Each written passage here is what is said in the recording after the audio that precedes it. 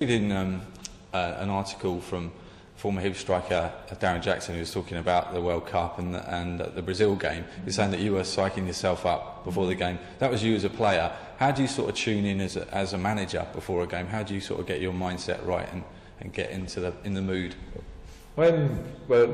Some people can sit and be relaxed in the changing room, and you've got to allow people to prepare.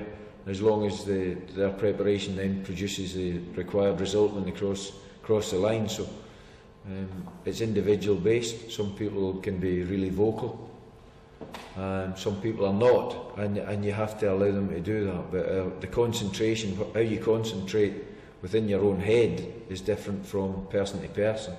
And as long as they've got their mind and their focus and they're thinking about the game ahead of them, in a state of relaxation but aroused by what's going to happen. I mean, that's ideally where you want everyone.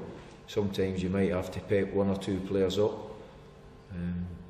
but in reality that comes when the situation and they're becoming blasé about the position that the team's in, or they are. So which we obviously don't have any of that problem at the minute. So it's one, keeping calm. You've got to reinforce. What are you going to say in the last hour? They're not going to change it, and you're reinforcing what you've said during the week, the game plan that you've adhered to, pointed out what you're going to do, and it's a reminder. It's a reminder of doing the basic things well and simply, not being fearful of the situation, and go and enjoy yourself. Just talking about that World Cup match as well, the manager in charge that day was Craig Brown. Did you ever think when you were playing for the national team that years down the line you'd be going head to head in the opposite dugouts against Craig Brown? And what's your take on him as a manager? Yeah, I probably did, because I knew he would have longevity in the game, and I knew that I wanted to be a coach, manager in the future as well. So it's interesting coming up against him. As I say, I understand all his organisation. Terrific man, and I admire him as that. But his knowledge and the way that he controlled himself and that team, that group of players, was excellent at that period. And obviously, a lot of, some sections of the support are pretty disillusioned with the situation at the moment.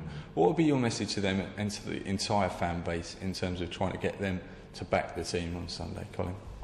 Well, listen, they'll come if we produce, and we are going to produce. So I think they're going to be Hibernian supporters. We trust in them that loyalty will never ever sway and won't become personal. And we've got a group who are ready to move forward, much more ready than we were at the start of the season, much more artillery, and we're coming from a position right at the bottom of the table. We've got to rise, and if you want to be part of that team progressing forward, you might as well start now.